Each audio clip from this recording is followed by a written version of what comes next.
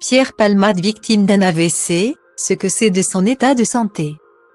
La nouvelle a été annoncée dans la soirée par l'entourage de Pierre Palmade à BFM TV. L'humoriste et comédien de 54 ans a été victime d'un AVC, accident vasculaire cérébral, en début de soirée ce samedi 25 février 2023. Vers 18h30, alors qu'il se trouvait à l'hôpital Paul Brousse de Villejuif, Val-de-Marne, où il était assigné à résidence. Sous bracelet électronique, depuis sa mise en examen pour homicide involontaire et blessures involontaires suite à l'accident grave qu'il a provoqué le 10 février dernier.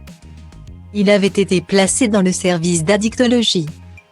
Selon les informations du Parisien, confirmées par BFM TV, Pierre Palmade a été transféré à l'hôpital du Kremlin-Bicêtre dans un état assez préoccupant, où il avait été pris en charge après le terrible accident provoqué alors qu'il conduisait sous l'emprise de stupéfiants. Le comédien avait été testé positif à la cocaïne notamment. La collision a fait 3 blessés graves au sein d'une même famille, un homme de 38 ans.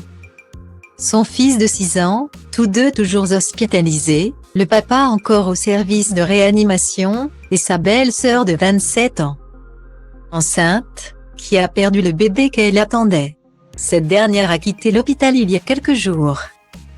Vendredi dernier, Pierre Palmade était absent devant la cour d'appel de Paris alors que la question de son placement en détention provisoire, demandée en appel par le parquet de Paris suite à la décision du juge des libertés et de la détention, était débattue.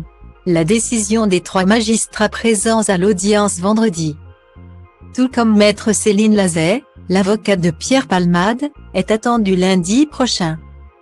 Le 27 février 2023, lors d'une nouvelle audience fixée à 11h30. Les médecins du comédien avaient émis un avis défavorable quant à sa présence à la cour d'appel de Paris pour raisons médicales.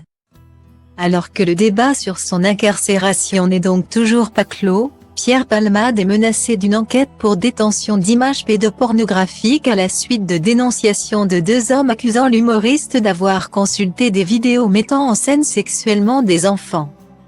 Dans ce volet de l'affaire, de nouvelles informations sont parvenues ce samedi.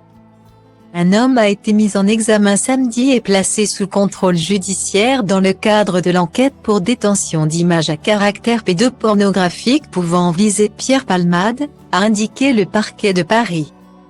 2 hommes avaient été placés en garde à vue jeudi dans le cadre de l'enquête ouverte le 18 février après un signalement effectué auprès des services de police. L'un a été mis en examen pour diffusion et détention d'images pédopornographiques et placé sous contrôle judiciaire, a précisé le parquet. L'autre a été remis en liberté.